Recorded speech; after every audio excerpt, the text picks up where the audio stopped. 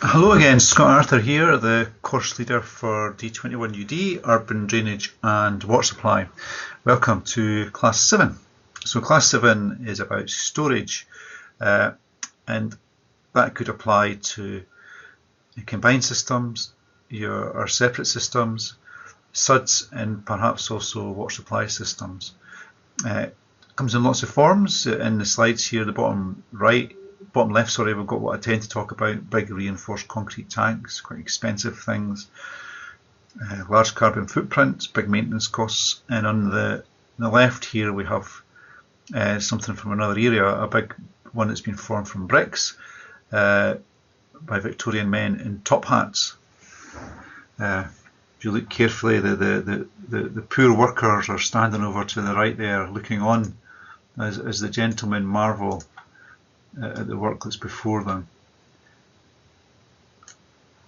I'm guessing this was part of Bazalget's work to reduce the flows into the Thames. I think I'm just guessing, so apologies if I'm wrong on that. But as well as these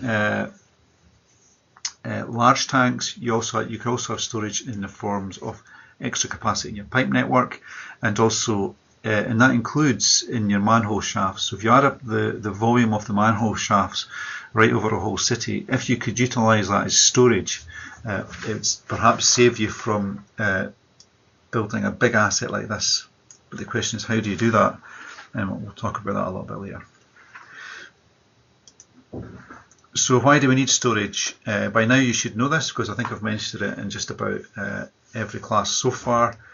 We use it to reduce flood risk. So rather than the water going onto the surface of the catchment, it goes into the storage tank. You use it to reduce the CSO spill. So rather than the flow going over the CSO weir, it goes into the storage tank. And that should reduce both the volume and the number of spills over a year. And you remember earlier on in the course I was speaking about how quite often, to reduce the pressure or the likelihood of a CSO spill, lots of tanks have been situated near them, and so quite often a tank, it goes hand in hand with the CSO itself, and that's about managing the flow going over it there. And we also use storage to treat the flows, and in particular I'm thinking about SUDs and SUDs ponds. So the flow whooshes in and then it slows right down, it stills. We maximise the residence time, and then we have sedimentation there, and that's about reducing the pollutants in the flow.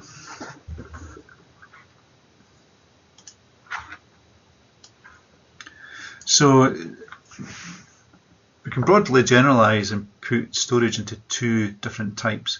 The first is what's called online storage, and unsurprisingly the second type is called offline storage.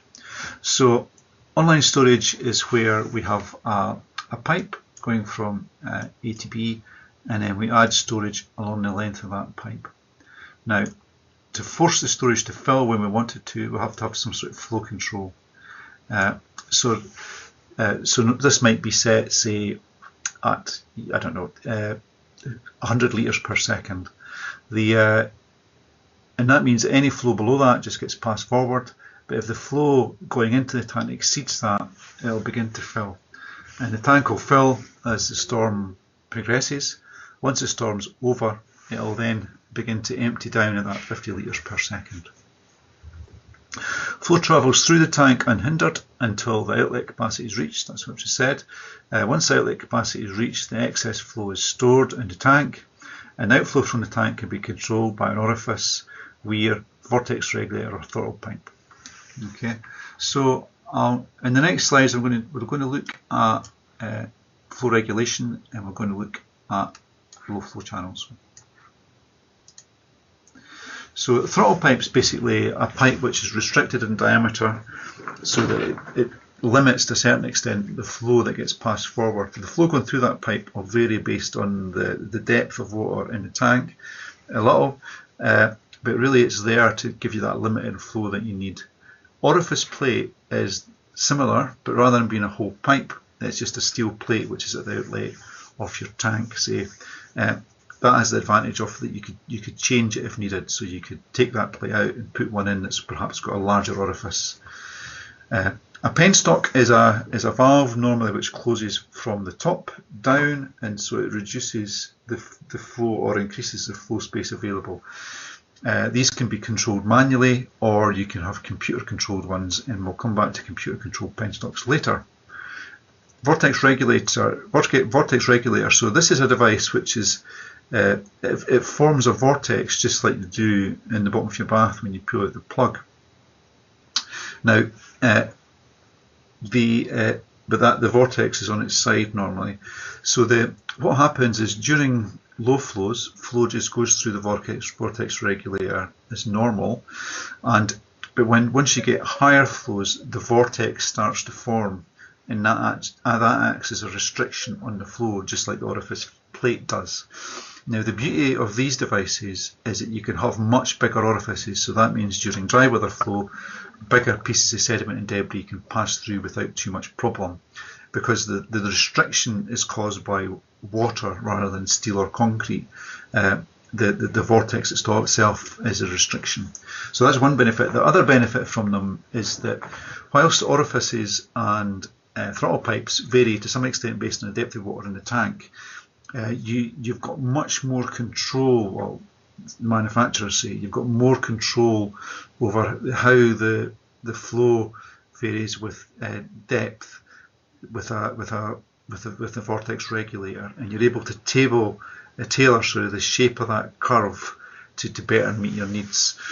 Now, if you go on Vision in the Week 7 folder, you'll find there's a link to a video about, I think it's a Hydrobrake, the product there, and that shows you how they work, and it also gives you a little bit about that curve, about how they can tailor it. Obviously that's from the company that makes these things, but they are widely used, and they've been used for a long time, certainly since 1980s I think, and they're used quite widely and they do work. Weirs, we spoke a lot about weirs, particularly in the context of CSOs. They don't pass forward any flow until the flow depth exceeds the height of the weir. Once it exceeds the height of the weir, the flow rate over it will vary based on the depth of water above the weir. So low flow channels, these are basically channels at the bottom of the pipe. This is perhaps not a particularly good one, which means that during dry weather flow you maintain a reasonable flow velocity going forward. So it means you don't build up sediment problems. This one here is in a mushroom shaped sewer, so that's a sewer that's shaped like that. This device on the bottom here, as you can see here, lowers into the flow, and as the flow depth builds up behind it, it pushes the little cart along. So the guys aren't just doing this for fun. The idea is that big steel plate at the bottom, as it goes along the bottom, dislodges any sediment in the base of the sewer. So quite a good idea if you can get it to work.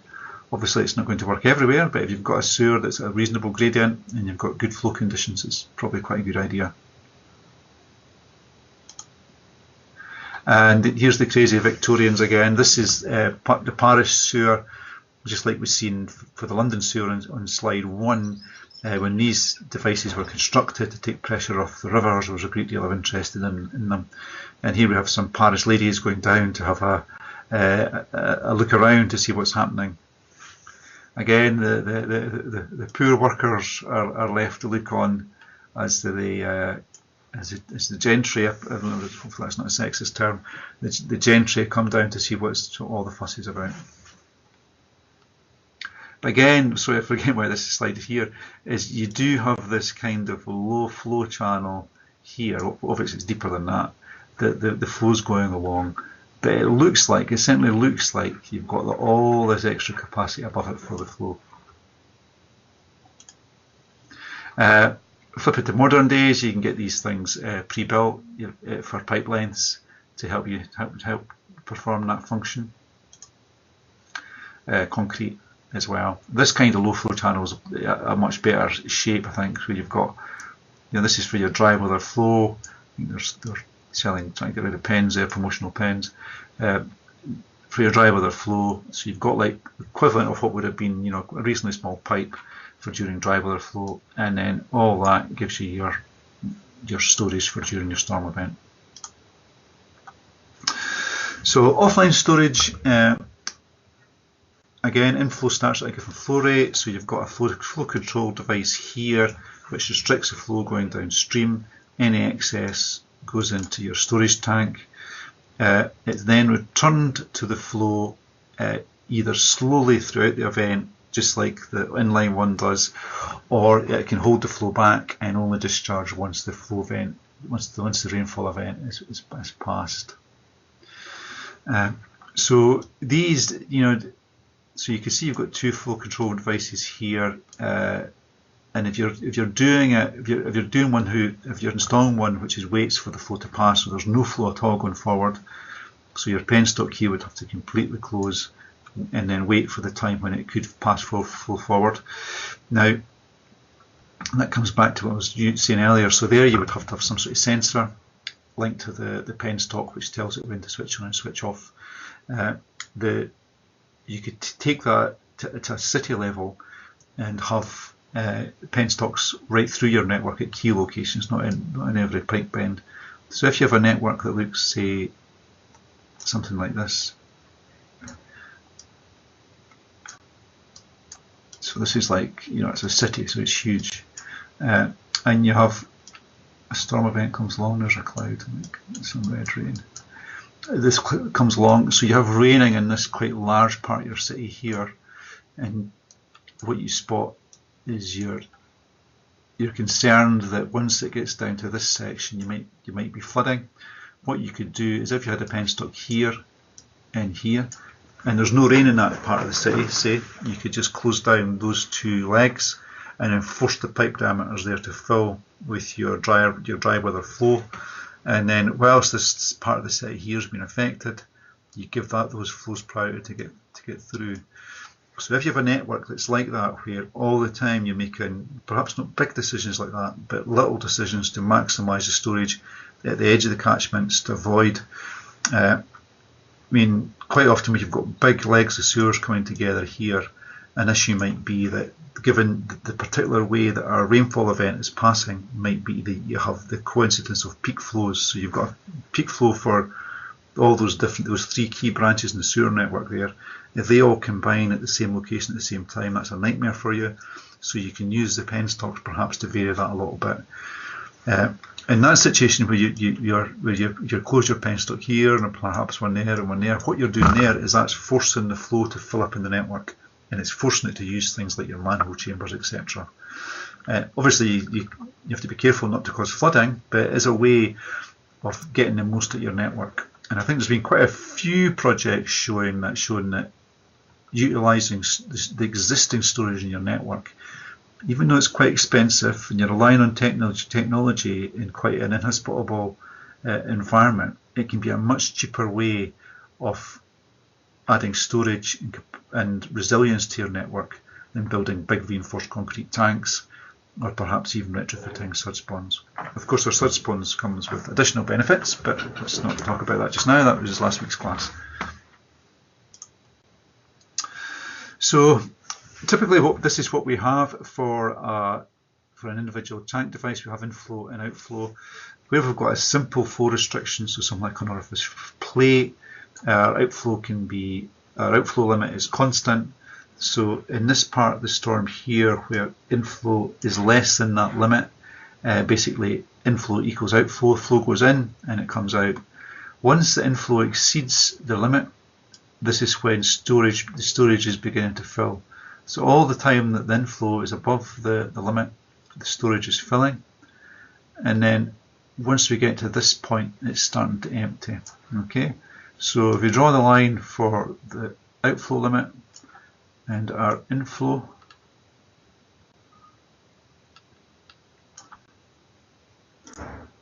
that volume there is the storage we need for that individual rainfall event. Okay. Likewise, if we've got a variable outflow limit, so we've got something like the vortex regulator, it's just a different shape, but it's the same idea. Where inflow is greater than the outflow limit, storage is filled, and the total volume there is what we need to cope with that storm. But that's just for that one storm. So a simple way of sizing the tanks is to do it that way, is to look at inflow, outflow for a range of storms. So the storage required is the volume in minus the volume out. If we do that for a range of storm durations, we get a curve something like this. So here's our how for each of these storm durations we've picked. So I don't know, 10 of them, 15 of them, 5 of them.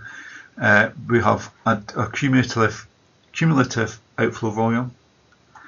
For each individual event, we have a cumulative volume, and then if we look at the inflow, we plot that curve there for each of those storm events, and the storage we require is the point where the vertical difference between those two lines is at its maximum. That's the storage we require. So that's quite a straightforward and simple way of sizing storage. Unbelievably simple actually, and a few times I've put exam questions on this in exam papers, and I think it's just too simple. Some people, the last time I did it, the number of people who couldn't do this, I think they just thought it was more complicated than it was. It's just quite straightforward. Let's not get too negative or worried about the exams. But in practice, that method is too simple, and what you would normally do is use a computer simulation to size your storage. And we looked at a number of different rainfall events, and you would try to find the storage and also the outlet restriction that worked for you at that place. Okay, so that's using a computer model versus that simplified method. Right in the middle, so a way that's not as simple as a simplified method, but it's not as complex as using a computer model, is reservoir routing. So if you like, the problem with the inflow outflow method is it's quite simple. It doesn't really take into account variations and flows around outflow, the relationships between head and outflow capacity, nor does it take into account the fact you get some attenuation, so you're going to have your inflow and then your outflow is going to be a little bit later and then perhaps a little bit lower. It doesn't really take those things into account. So that's quite simple. What we're doing here is reservoir routing. It does take into account to some extent attenuation, and it does take into account what's happening at the outflow. So you do get that lag between the curves, and you can put in different outflow characteristics. But what it can't do, if this is your outflow pipe, just say your outflow pipe comes out and it's going to a manhole, and at that manhole there's another pipe coming in. So there's lots of stuff happening here, and that make it harder. So even though it might make it harder for the flow to get out of your tank because of all the activity here, reservoir routing doesn't really take that into account. Whereas your computer model, particularly when you're looking at the range of different storm events like we spoke about when we're modelling, talking about rainfall modelling, your computer model can take into account all those different scenarios. So I've showed you the simple method. I'm going to show you reservoir routing, and now you're aware of the benefits of using a computer model. So I'm going to talk you through reservoir routing, and like I said right at the start when I was getting all negative, this is relatively straightforward, but it does take a little bit of time to get your head round, so I'll try to go through it reasonably slowly so you can get over the key points. But you might have to look at this bit a couple of times, and obviously if you've got any questions, I'm more than happy to help you.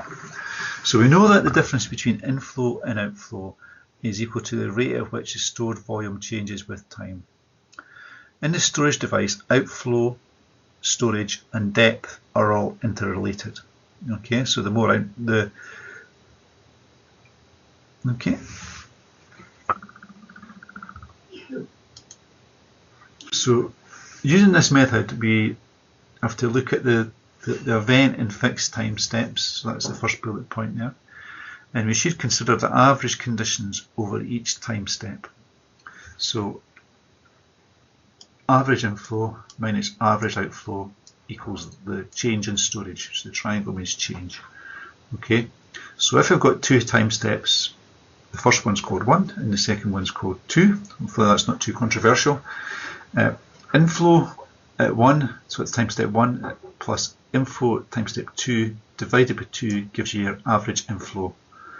Likewise for outflow, so inflow, average inflow minus average outflow equals change in storage. So it's the storage at 1 minus the storage at 2 time 2 divided by the time step. Okay, so in the bottom here, at the bottom here, sorry, what I have done is I have rearranged this equation into this form. Okay, so it looks quite cumbersome, and this parameter here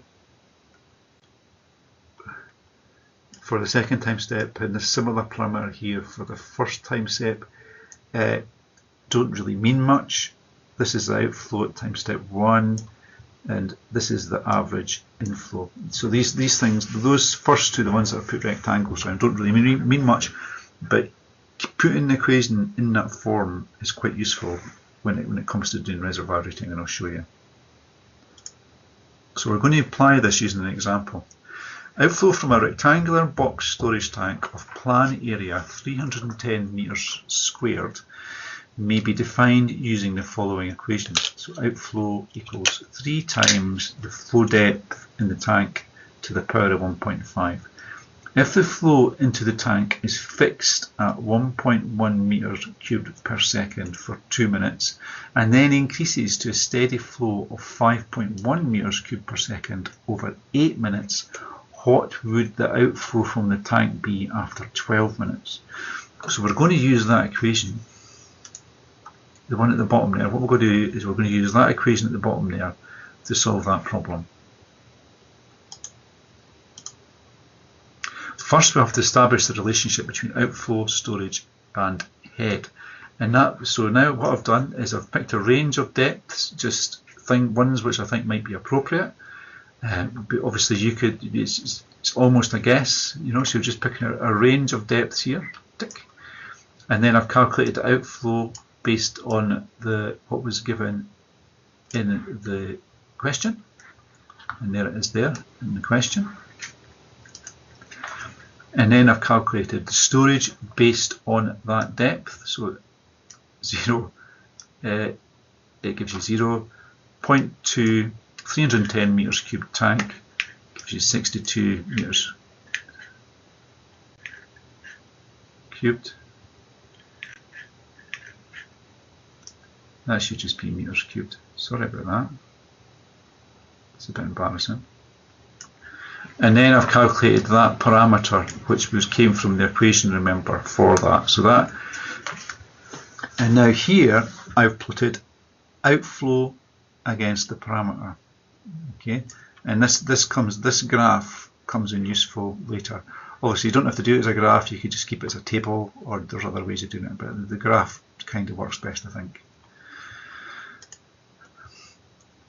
So, for example, for our example, we're starting at t equals 0, and I'm going to pick a 1 minute time step. Okay, for the question, I think I probably could have picked a 2 minute time step, but I'm going to go for a 1 minute one. So we know that inflow, that's given in the question. Assuming the storage was empty at the start, we can assume inflow equals outflow. Okay, and we may now estimate the special parameter for t equals 0 from our calculations. So for an outflow of 1.1 meters cubed per second, this is 3.23. So let's go back. Oops, sorry. So what I've done is I've dialed in 1.1. Goodness me, I'm not doing very good with this line. Got to there, and I've come down, and I'm saying that's about 3.23. Okay. So that's that there. Now what I'm going to do is, because I'm showing you the method, I'm going to switch straight to the solution here, because this is the way I want you to construct your solution. Now, and I just want to talk through what we've got here. So the way I've constructed my solution is I've put all the time steps right down the left there. So 1 minute time steps, starting from 0. So that's 1 minute, 2 minutes, and after 2 minutes, that's when the inflow starts to increase.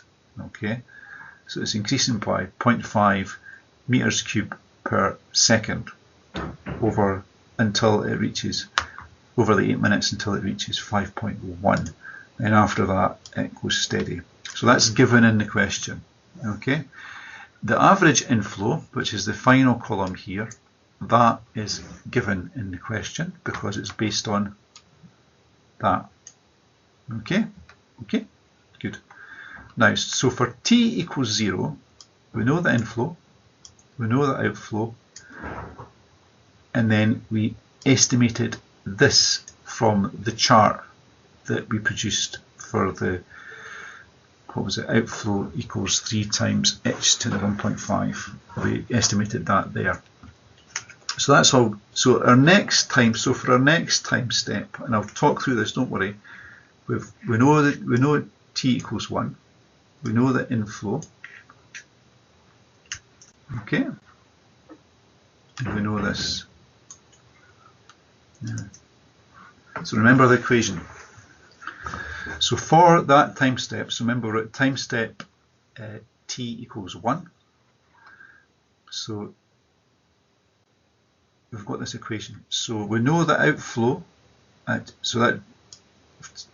t equals 0, which is 1.1 meters cubed per second. We know the average inflow over the 2 time steps, which is that. And we know this from the previous time step because that was what we calculated from the little chart we did. So based on that, we then use this equation with those variables to get this. Okay, so it tells us that that equals 3.23, which is that,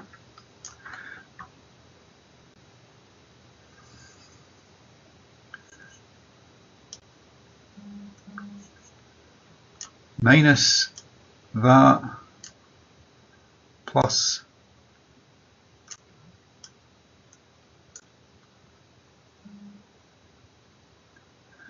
that. Okay, so that gives us the 3.23. So then what we do is we use that 3.23 and we go back to this, but this time we're working in the opposite way, and because nothing's changed, it's still steady state, we're basically going back, and that gives us that. So when it comes to filling in this table for our solution, what we've done is we've calculated that, and then based on that we get the outflow from the chart. Okay, so that's what we do for time step 1. So the reason this is tricky, this method is tricky, is because the first iteration, this one here, is we use the outflow to estimate this, but in all the other iterations we use that parameter to estimate the outflow. Okay, so, and that's the same all the way down. We go from the parameter to the outflow all the way down. And the reason people find this tricky is because the first time step is different from the rest. Okay, so what I'd like to do is I've given you the solution there, as you can see. What I'd like you to do is if you could try to work through that for yourself this evening and get similar answers. Obviously there's a little bit of inaccuracy when you're drawing lines up to that graph, so there might be decimal point errors, but please don't get too upset about that. What I'll do is I'll upload this spreadsheet to Vision so you can check your answers to it. So that's your inflow outflow for your tank. What I would say is what the spreadsheet does, and this might confuse you when you see it, is that inside the spreadsheet I've actually got an equation for the shape of this curve, and then basically my table in the spreadsheet, I think at the start it interprets that equation to get the value it needs. Obviously you won't be doing that, you'll be using your you would do it by hand. So please use the spreadsheet really just to check what you're doing, and because in the exam you won't be constructing a spreadsheet. Okay, so, and then remember it's the volume, because remember while we're doing this calculation, it's the volume inside the between those lines that gives us the volume of storage we need. And then I think the question actually asked after 12 minutes, what's the outflow? So that's the answer there. I think it's after 12 minutes, it says.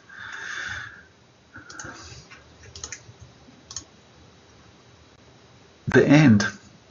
Okay, but it's only the end for now. We'll be back for the next class with even more exciting things in D21UD. So, like I said, this has been quite a short class, and that's been quite deliberate because I do recognise it will take you a bit of time to get through that example. But if you've got any questions, as ever, please just get in touch via Vision, via email, or if you're on campus or if you live nearby, you can come and see me, or we can sort out a Skype. Okay, bye for now.